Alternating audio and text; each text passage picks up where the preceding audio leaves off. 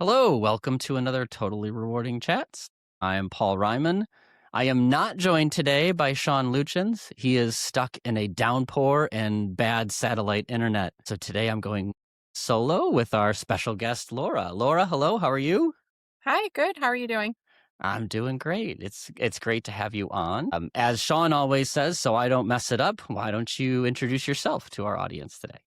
Sure. My name is Laura Cashion, and I am the Senior Director of Total Rewards at RTI International, which is a nonprofit research organization in Research Triangle Park, North Carolina, so in the Durham area. And I have been with RTI for almost 20 years. Started out as a compensation specialist, evolved into a compensation and international benefits specialist, then got into a leadership role, and most recently, I've inherited U.S. benefits and leave and employee services, as well as compensation and international benefits. All the things. It's the collection of things that tends to come your way. Yeah. That's great. This is not part of our usual sort of speed round, but I'm always curious, what was your foray into compensation, right? I always say nobody chooses it, compensation chooses you. Like, what's that story for you? Or did you always want to be a comp person, or did you stumble into it like many of the rest of us? In a sense, I stumbled into it. So I actually did get my bachelor's degree in human resources management from That's pretty close to choosing it. University of Maryland, College Park, which is where I'm from. And I started out, my very first job in HR was a HR manager for Sears in Alexandria, Virginia. And then after a little while there, I moved in, I got a corporate job with a law firm in benefits. So then I was in benefits for maybe 7 years or so. And then the next logical step in my career was compensation. And I found it to be very interesting and fun, just not as, I love benefits too, but there's a little bit more of a prescriptive aspect to it, Sure. Whereas compensation, you sometimes are more involved with the business strategy and you can get more creative in some respects. Sure. Yeah. No, absolutely. Yeah, benefits was part of my portfolio for a while too, and I just prefer the comp. There's a reason my business now is more about comp. There's a little bit more excitement for me there too. No, I agree. As is standard on Total Rewarding Chats, I'm going to give you sort of the lightning round of 5 questions just to make sure you're an actual human. Yes, everybody, she has not been prepped on these, but some of them are repeats. Are you a coffee or a tea drinker? Neither, really. If I have to have one or the other, I would choose tea. And that's only because I don't like the taste of coffee. I love caffeine. So I drink a lot of diet sodas. There you go. I was going to ask, like, is this a caffeine thing? But no, it's just I don't like the taste of it thing. Yeah, I like the smell of it. I like the idea of it, but I just don't like the taste of it. That's a thing. I actually owned a coffee shop and didn't like the taste of coffee, but loved the smell of it. Funny. Yeah. Because there is something about it. Mm-hmm. All right, but more of a soda. Is it soda or is it pop from where you're from? Soda. Soda. There you go. It's pop here in Chicago, right? Yep. So you are in the Research Triangle. You just said that you were a University of Maryland person, but I was going to say, are you sort of a Duke, Carolina, or NC State person within the Triangle? When I first moved here, I was told just choose one of the schools because everybody has one. So embarrassingly enough, I chose UNC because I like the color. That's not that embarrassing. There's nothing wrong with that. Yeah, maybe you shouldn't choose based on the color, but that's what I did. And but now I guess I've merged to NC State more specifically very recently because my youngest son just got accepted and will be attending there in the fall. So congratulations all the way. Yeah. That is a good reason to sort of switch allegiances. That's for sure. And congratulations. That's no small feat for anybody to to find a college home. Gotten competitive out there. So totally. I'm a Carolina guy, so we would have been on the same team sort of prior till now. But things have to change. Yep. So 3rd question, you have a weekend unencumbered, meaning your family is off doing something else. It is for Laura to do what Laura wants to do this weekend. You have a choice. You can go rough it in the woods, or you can have it at a posh resort. Which do you choose? Oh, I'm going to have it at a posh resort. I'm with you 100%. The running joke on here is Sean's a woods guy, as Yeah. we say by him being stuck in the woods right now. And that is exactly why I don't want to be stuck in the woods, is I kind of prefer my connectivity to the world. Absolutely. Absolutely. So is there a place, like a dream vacation spot where you haven't been, like where that posh resort might be? Are you a beach person, a city person? I'm a beach person. And so our go-to happy place is Hawaii. I've been there several times now. So trying to explore other areas. So actually in about a month, I'll be exploring the Greek islands. Ooh.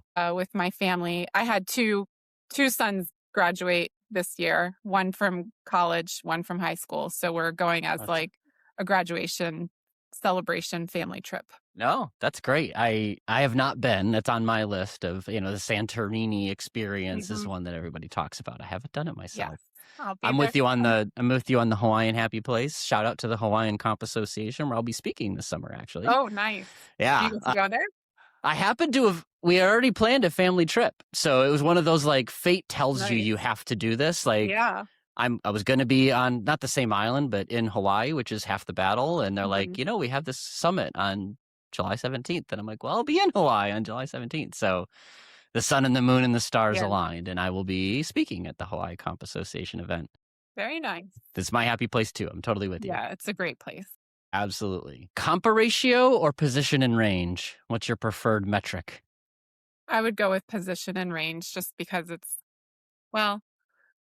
so you're hedging already. Had this at the Total Comp tour, but we don't rely on compa ratio all that much. So we use market ratio, which rather than using the midpoint of the salary grade as the denominator, we use the job specific market rate. So it's kind of like a compa ratio, just with the different denominator. Yeah, it just has a different, it's more specific. So that's why we like it. Got it. Very researchy of you to be more specific, right? Yes. I like it. And then as our final question, typically crunchy or creamy peanut butter? Either, but I guess I would go more with creamy. But I love peanut butter. Is that what's in the pantry now? Like there's sort of people when they say either, natural but like peanut butter, which has a little bit of a crunchiness to it, but it's got it. It toes the line. It's a little bit of both. Crushed, yeah. All right. Well, you've passed. Missed revenue, late releases, customer churn. Those aren't just major business issues, they're people issues. On Higher Power Radio, we dig past symptoms to the root leadership, hiring, and process problems that hinders company growth. Real founders, real diagnostics, and actionable takeaways that you can plug into your business today. Peer lessons to fuel your company's growth. Subscribe to the Higher Power Radio Show and start plugging your people issues in your business today. Higher, H-I-R-E, Power, P-O-W-E-R, radio, R-A-D-I-O.com, or here on the Work Defined Network. That's the human check, that's for sure. Sure. Yeah, that's right. Thank goodness that I am human. Good to know. Yeah. So our topic for the day that we wanted to talk about was geodifferentials, which I'm not going to lie, when I say that to my own team, they're like, really? Like, you're going to talk about that? Like, that's the exciting topic of the day?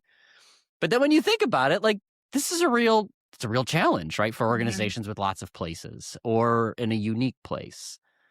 So I guess we should start by just being clear on, like, what do we mean by geodifferential, right? And what that means to you. And then we can sort of dive into what we like about them, what we find challenging about them, how you've put them to play. So when you think about that topic, like, how would you, if we were at a cocktail party and talking to people who weren't comp folks, how would you describe it first? Like, how would you describe what a geodifferential is or what they mean for us? I'd start by saying that it's not tied to cost of living, which is a common misperception of our employees and our managers and just about everybody. But we tie it to cost of labor. So they can be correlated, but they're not going to be the same. So for instance, I probably should have looked this up before we had this discussion, but San Francisco, I don't know what the cost of living difference is there, but the cost of labor is closer to like 27 up to 30% maybe. And so but cost of living tends to be higher than cost of labor. So, we get data from our Economic Research Institute. I don't know if I'm allowed to name drop. Absolutely. Resources, but we get data from them and then just doing a comparison of different areas as it relates to national average cost of labor. And so the difference being the potential geodiff that we would implement. Yeah. So it's a measure of how much more or less should Mm-hmm. talent cost in a given place. There's sort of our simple version. Yep. And Yes. I think you're right to point out it's how much labor costs, not how much the stuff costs. Right. Let's talk about why that is the case first, right? Just to sort of unpack that for folks. And the example I like to use is New York City, because San Francisco, it's a weird market. Like, it's the outlier of all outliers. You look at New York, and then, New York is more expensive to live in than, the Research Triangle or Chicago, no doubt. But the cost of labor isn't always that different, right? You look at a financial analyst, an administrative assistant, it's actually about the same because of the supply of labor, right? There's lots of people in New York to take those jobs. And so that's what generates the difference in most cases between the cost of living and the cost of labor. But why do we use cost of labor? Like, why is that important? And if I told you employees don't care, they just want to know how much they should make. Like, how do you respond to the question, why? Why do you focus so much on cost of labor versus cost of living? I think it aligns with our overall approach to compensation, and that is we're paying what the job is worth, and we're relying on market data to inform that. And so there you have market data in any given area, and that's going to help us align with our compensation strategy. Yeah, that's right. I think that's 100% right. Now, you mentioned, in your data, based on a national average. I want to talk about that because we've struggled a lot in some very niche circumstances with really defining what national average means. Is it a place? Is it a composite? Like, how have you explained what that baseline is, or how do you think about what that baseline is? That's a good question. And I'll give you the context. So, like, we were doing some work in Canada, right, for a Canadian organization, and all of the data is biased by the cities, right? Because unlike the United States, where it's only about, I think the top 10 markets are like 14% of our population. In Canada, the top 10 markets are 40% of the population, right? Everybody lives in these big cities.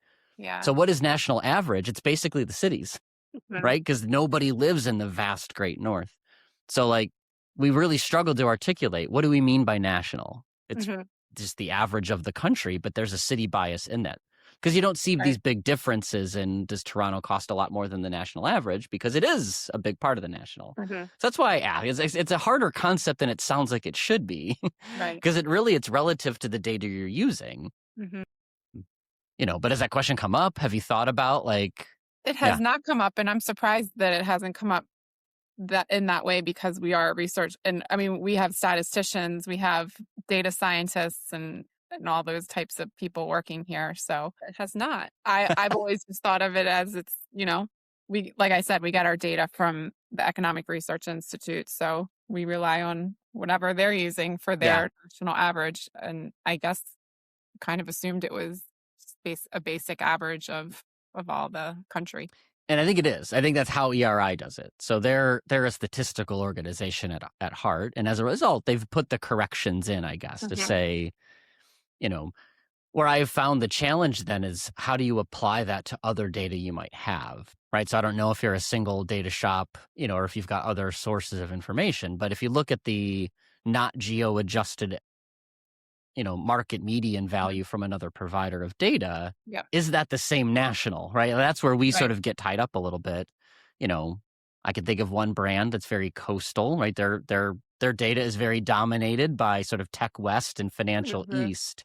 I think their national average is a little different than ERI's national average in terms of what it represents. That's where the challenge comes in that I've seen, is how do you interpret that when the data we have is a little bit less than perfect? Right.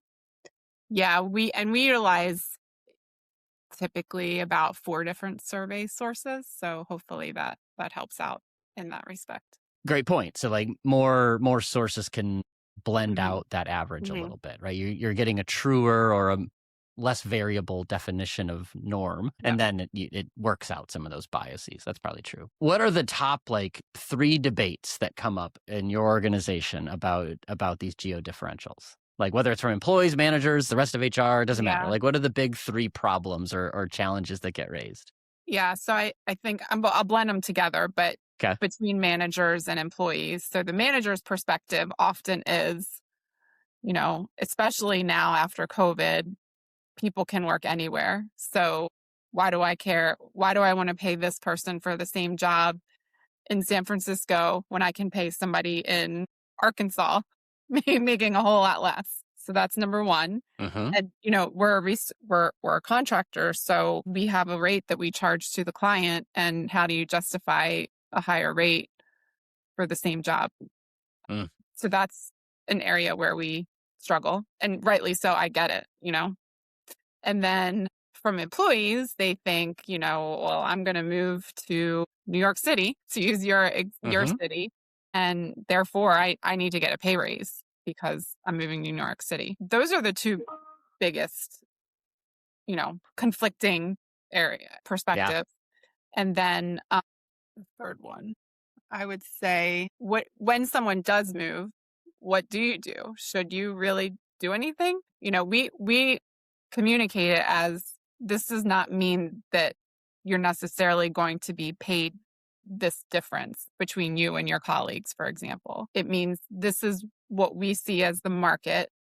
And then we're also, though, going to look at internal equity. We're going to look at, where you are relative to your position in the range right now. So is a business decision. So it does not mean, we never say, okay, this person's going to move here, so therefore we're going to increase their pay by this much. Yeah. It still, involves an analysis and an ultimate recommendation that may or may not be equal to the actual differential that we have.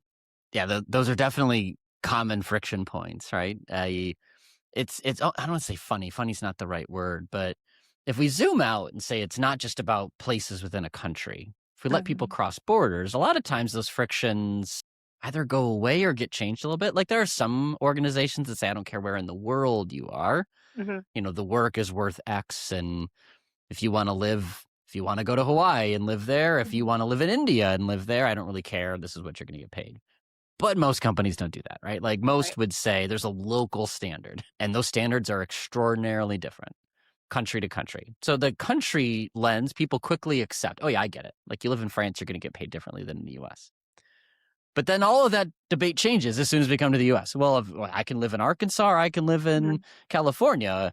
Well, is it really that different? Like I get that there's there's immigration and there's tax differences, but is that the only thing? No. Like markets are real, and markets can be sort of states, they can be cities, they can be countries. So I've always found it fascinating how people kind of pick and choose the argument a little bit. Yeah. Why would a city be any different than a country? There's tax differences there too, and we don't talk about that, right? Like, but that's part of the local cost of labor, is all of the things that go into being in Arkansas, I think that was your example, or being in New York, compared to being in France, same thing. So I always find it fascinating when that discussion comes up. I'm like, well, if you would agree that it's different by country, why wouldn't we agree it's different? So that was just a side story. But I think I'm curious, there's a big overlap now with sort of the talent strategy of where do you recruit, right? And, don't feel like you have to overshare what you as an organization do. But I find that the discussion about how do we pay locally hinges a lot on how much are we expecting people to be in physical places. Right. Work from anywhere often means a different pay strategy than, no, we have these 11 offices and we need you to be in them. Then we have to pay you for being in them. Would you agree? Is that how you've sort of seen the debate unfolding? Yes. So originally, almost 20 years ago, our approach was we had geographic differentials only for where we had regional offices. So depending on which, I think we had a Chicago regional office, we had San Francisco, Washington, D.C., and I think New York City, and like Atlanta. And so Research Triangle Park does not have a differential. We don't differentiate from the national average very much. And then I believe Atlanta didn't either, but like Chicago, Washington, D.C., San Francisco, they did. And we also had a lot of teleworkers that worked everywhere. Teleworkers, we didn't care. There was no geographic differential. So, we recognize that they're receiving a benefit of being able to telecommute and being able to work from wherever they choose, and they're making that choice, not us. So our approach was we will differentiate and inform our market rates with geographic differentials for people who are working in an office because we're telling them you have to work in this office to do the job. Yeah. Come COVID, and we've essentially closed down all of our regional offices now. And right before COVID, we changed our approach to include for anyone. Like, it doesn't matter if you're a teleworker or working in an office, because we were starting to see some people in the San Francisco area in particular work from home. So they weren't associated with the regional office. And then the thought was, well, I could potentially lose this person because they could get a job locally making more, potentially. And so that's when ultimately we just decided, okay, and again, it doesn't mean you're going to get paid more. It just means the market data that we provide to your manager to make pay decisions is going to be informed by the geographic differential. Yeah. And so we've been doing that ever since, I want to say maybe 2019. But now, after COVID, now, we don't have the regional offices anymore. We are seeing, a lot of people just dispersed around the whole country, and just recognizing the benefit of being able to be a teleworker. And we are, struggling to get people to come back into the office here in RTP. So we're now considering, should we still be doing this? Yeah. Should we just say, forget it? We're not doing geographic differentials anymore. We're going to just adopt a holistic approach to everyone. Yeah. It brings up an interesting sort of real tactical policy point when people are doing the geodiff thing. But it's fun for comp nerds like us to talk about. Like, how do you even know if you're part of that market, right? So I'll use Chicago just because I know it well. I know this much about sort of Research Triangle. But like, what's the geo boundary, right? Like, Chicago's kind of easy because there's water on one side. Nobody lives in the water. But how far west do you have to go before you're not in Chicago, right? I'm 17 miles west of where the water starts. Is that too far? Probably not. The labor market definitely includes where I live. If I go 17 more miles, does that change things? What about 17 more miles? At some point, you stop being Chicago. But there's always this discussion about, where does it stop? Like, what's the edge of the geo? Like, yes. Well, very interesting that you bring that up, because back in 2019, when we started we're going to apply it even if you're a teleworker, I can't believe we thought this was a good idea at the time, but we said, okay, we can get the data by zip code. So that's what we're going to use. There you go. It's very precise. You can have a zip code right next to each other, and some of them would have a different geodiff. So being comp nerds, we were like, this is so awesome. It's just so precise. Then we rolled it out, and people had a lot to say about it. So, the feedback was heard. It was very bad. And then in hindsight, I get it. People did not think that they even started talking about red zoning, and that this could be so inequitable for people living in the inner city versus somebody living in the suburbs. And but again, they were thinking of it as cost of living, not cost of labor. But still, we did take a look, and we did see, like I said, there could be zip codes right next to each other, and they were different. So eventually we pivoted and started doing by metropolitan statistical area. And that encompasses there's Raleigh, Durham, Cary, and just a much larger span. Yeah. And then it's just one rate that's a little more aggregated. So that tends to be our default guidance for what it's worth. Is the whole premise of the MSA is somebody smart, some humans have decided this is a market. Right. This functions as a continuous sort of economic area. Oh, it sounds like what we're talking about then. These are people that commute to similar places. Sure. These are workers that participate in a local economy. Chicago has one too. It happens to stretch about 50 miles to the west along one particular expressway because people live there, right? Whereas 50 miles in a different direction doesn't make any sense because you don't commute that direction, right? So they're not nice circles, right? That's one thing I get questions. Well, what about a radius? Can it be a 20-mile radius? Nah, markets don't always work that way, right? They do tend to labor sheds. They sort of shed the way that water does. along rail lines, along expressways, along education corridors, things like that. And that's what the MSA is supposed to replicate to an extent. Is it perfect? Absolutely not. But that's it's always a tricky discussion. Like, where does it end? Where does it stop? What if I live just over the border? Right. What if I choose to move west, right? Or I choose to move outside of the area? Am I still part of that? I have a longer commute. So that all those issues come up quickly when you're defining that geopolicy. Yeah. And so about if you choose to move outside, so we also look at where someone's workplace assignment is. So in your example, if they work in the RTP office and they live outside of our MSA, it doesn't matter because they're listed as being, we call them a resident hire. Sure. So they're working in the office. We use the office location for their GeoDiff location. If they're teleworkers, we use their home for their MSA. Yeah. Also the guidance we tend to give for what it's worth. It's the what is your domicile is sort of my word for it. Like if you are homed in the RTP office, then you participate in that labor market. Right. And any expectations that you may or may not have about being in the office apply. Whereas if you're truly a remote worker, we're not expecting you to show up. We're not, if we're sending out an email to people about the Christmas party in the office, like you're probably not going to get it, right? Yeah. Like you're not participating in that domicile, then we don't codify you that way. Because beyond that, humans make choices and trade-offs based on their life circumstances. And if I'm okay with a longer commute to have a slightly lower mortgage payment, that's up to me. You don't want to govern that and get involved from a comp perspective if you don't have to, right? Like otherwise it gets challenging quickly. Very, yeah. And employee choice becomes a driver of your comp strategy, which never feels great. Right? Just like if a worker chooses to move to New York, do you feel like you have to give them a raise? Well, why? Right? Like you chose to move there. I might want to for competitive reasons, but should I be compelled to give you an increase because you chose to move to a more expensive place? Yeah.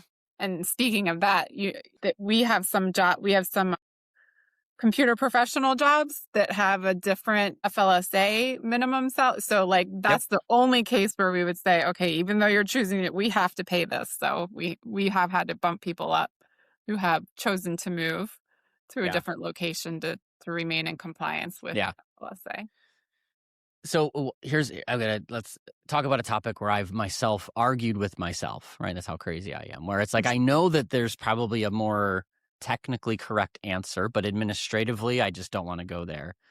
And it's essentially, do you need more than one GeoDiff scale? Because lower wage workers, I think those differentials tend to be quite different than higher wage workers. Now, it's like making that work in my head has never felt like, it's just so hard to explain that I've always simplified when I've had these to this is a plus 10 market, this is a plus 5 market. It's a plus 10 market for this kind of work and a plus.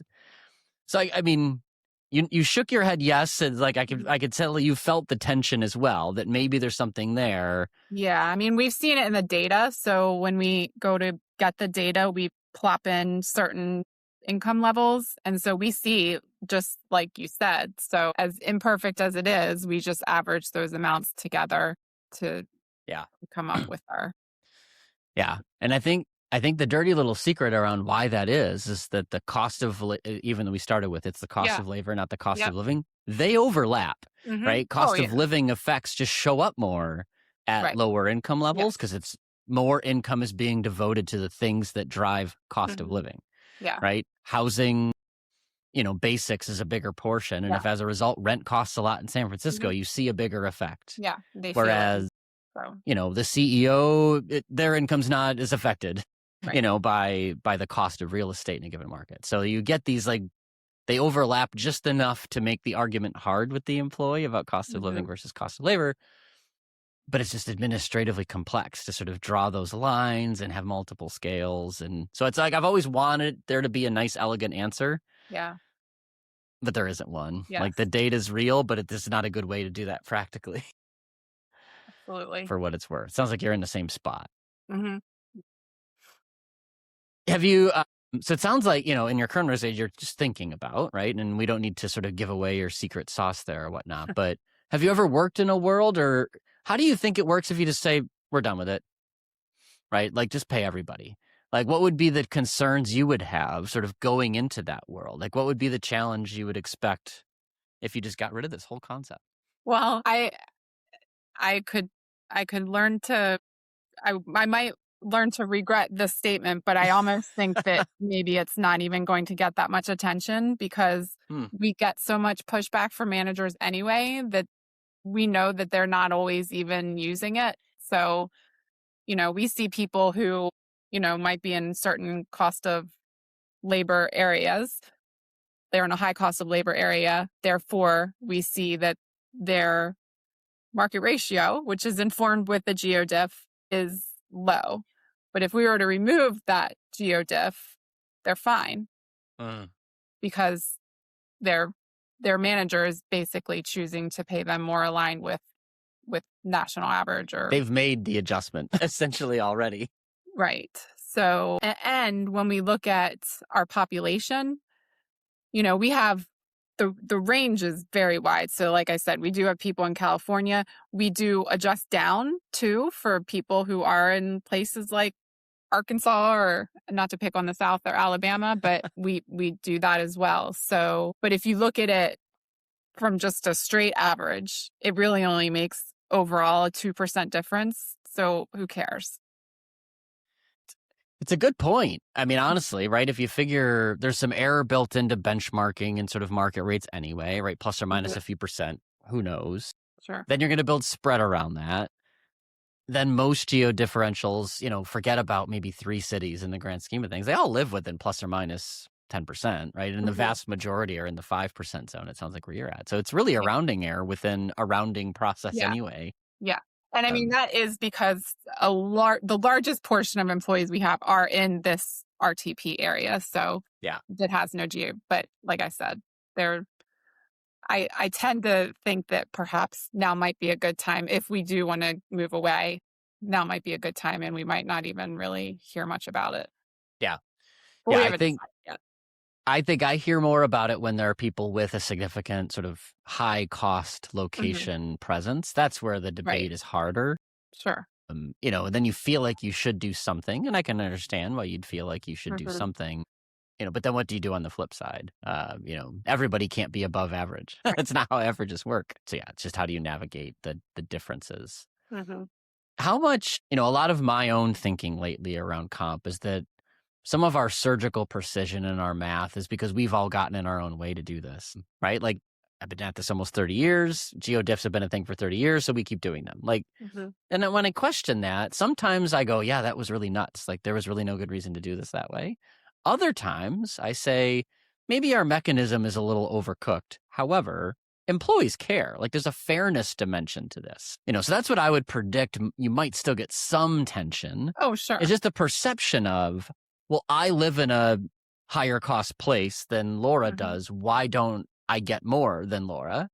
And maybe I don't know that I'm getting more or less than you, but I know the range is the same. I know we're in the same job. I know the band's the same. As a result, it feels unfair.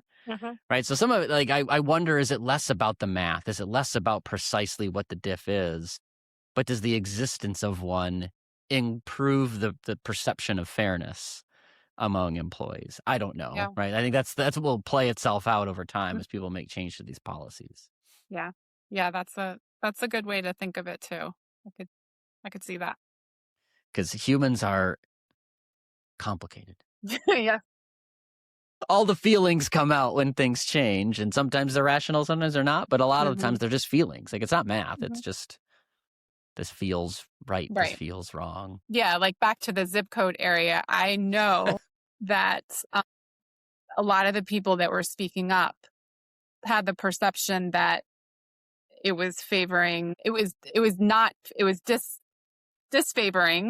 people in the inner city. And that was not the case. But because of where we were, like this was during George Floyd, and maybe people were very sensitive to that. So, and I get that.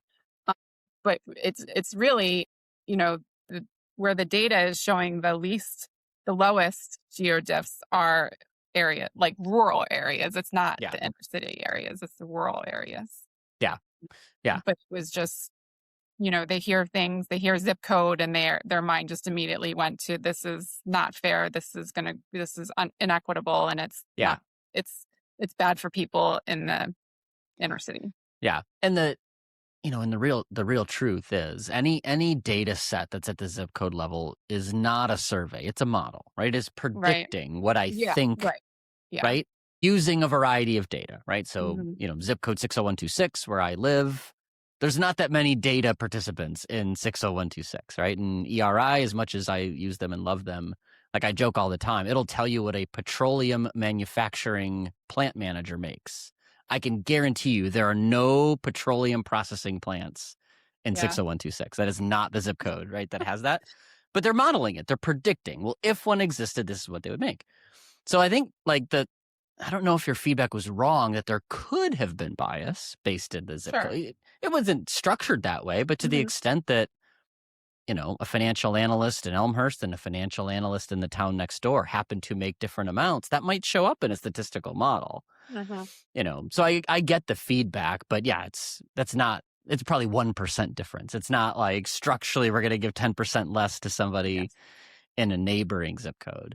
I will say, too, I don't think your thought process is totally nuts, because there are some jobs where zip code matters. Not so much maybe in your space, but like in retail, it matters a lot. Like there's no such thing as a Chicago labor market for retail workers. Like the inner city is totally different than the extremes of the MSA. Right. So your instincts weren't wrong. I think it's just figuring out, where does that lens actually matter versus where is it noise in the conversation. Yeah, I'm sure that was a fun process to go through. Oh, yes. What if you were giving advice to, let's say, an earlier in career sort of comp professional who was exploring this concept? Maybe they're at a firm that's less mature, they just sort of managed by the job today. Any lessons learned along the way that you would encapsulate and say, like, as you're thinking about this, here are the few things you want to keep in mind as you're forming your geographic strategy? Yeah, I would say number one, extreme precision is not always better. So you're probably better off looking at more rounded averages, things like that. MSA versus zip code for sure. But then also just at a more higher level, I think, like you mentioned, we're comp people, and are we getting in our own way? Just take a step back and ask the question, how's this going to impact the business? And is it helpful to the business? Is it potentially harmful to the business? And making it more of a business decision rather than just a purely compensation decision that, if you go to a leader and say, we need to pay this because this is what the data says and this is what cost of labor is, you're not going to move them to make a decision. But if you tie it to the business and say, well, we're not able to hire people in this area and we need people in this area, then it becomes a different conversation. Yeah. No, I think that's great. I had, I don't know if you're familiar with Justin Hampton. He is the CEO of Comp Tool. He's an old friend of mine. And we've debated at times, like, if we could start all over again and sort of force the comp world to reset, we would split it out on a paycheck, right? Like there'd be sort of your core role, which you anchor to like the lower cost markets, maybe the national average, because you don't want the negative. And we would explicitly say, here is your sort of geo differential. Because then if it goes up, it goes up. If it goes down, it goes down, right? Like it's explicitly separated from the core of the job. If you move, we revisit that portion. Pie in the sky, administratively awful. Yes. Not sure it would really work, but it made for a fun thought experiment of basically, if you could recommunicate, if you could repackage the geo diff, would it land differently? Would it be more or less successful? It made for an interesting thought experiment. Like if you could really break your payroll system and do this, what would it look like? And I think I concluded it would probably work a little better, just because there'd be so much transparency about why does Laura make more or less than me? Well, it's because Laura lives in a different market and we value that market differently. Yeah. It would be an interesting thing, but hard to execute, obviously. Yeah. I like it from the perspective of that it's not an entitlement and if you do move, it could change. Right. Because it's always it's easy when they all go up. It's hard when something goes down, right? So you move from California to Texas. Am I cutting your pay by 10%? Really? Like, how many people really do that? Some do. Most don't, because we can't lose that person. If we cut their pay, they'll, like all the stories are there when you go down. Going up, everybody it makes perfect sense. We should pay more. So yeah, separating it, you build in some elasticity around like, look, it could go down too. Like, don't budget for this, but nobody does it, probably because we would choke a payroll system. Anything else you'd want to add on the discussion of GeoDiff that we haven't covered? I think we've beat this one up pretty well, but anything else you'd add to the conversation? I think I shared everything that I have in my brain on the topic at the moment. There you go. A full emptying of the GeoDiff brain. So as we close, we always ask our practitioner friends, if you could automagically, that's the technical term, fix one thing in HR, anything, not just comp, what would it be? Right now, I would, since I just inherited U.S. benefits, I would fix healthcare. That's bigger than HR. Like that's yeah. Yeah, I'm with you. It's such a big chunk of expense and investment and mind share and complexity, but a very important thing. So it's like this big ball of hair that's really hard to untangle. So that would take a magic wand to fix it. It really would. No, that's a good answer. I love it. Well, thanks for joining. This has been fun. I always like to nerd out on topics like GeoDiffs and think about the data and all the crazy stories that tend to come up. That's great. Well, thank you for your time, Laura. It's been a joy to have you on. Yep, definitely appreciate all your insights. No problem. Thank you. Great. Thanks, Laura. Bye-bye.